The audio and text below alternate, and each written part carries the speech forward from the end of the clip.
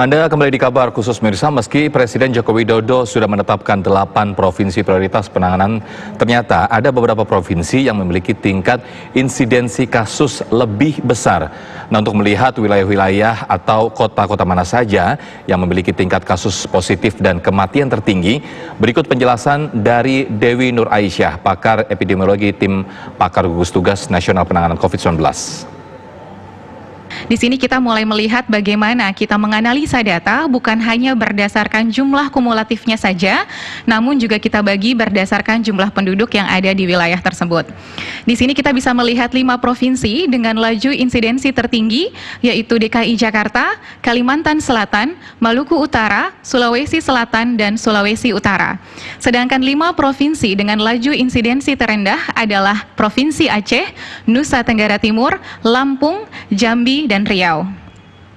Selanjutnya kita akan melihat jauh lebih detail dibandingkan dengan provinsi. Kita akan melihat di 514 kabupaten kota.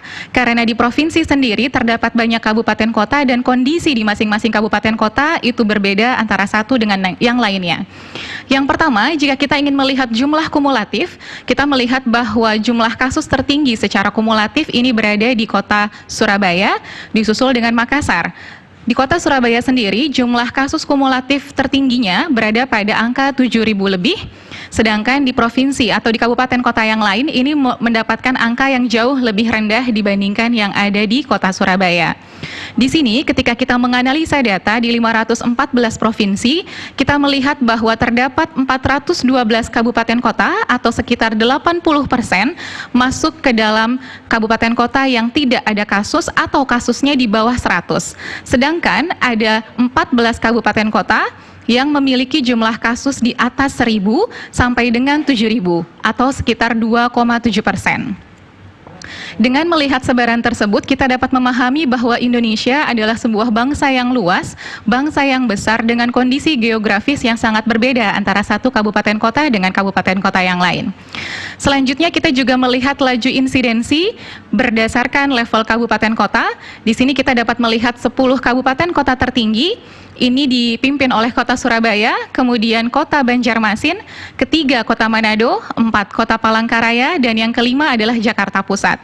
Sedangkan juga terdapat 5 kabupaten kota dengan angka kematian terendah. Ini juga kita lihat per 100.000 penduduk.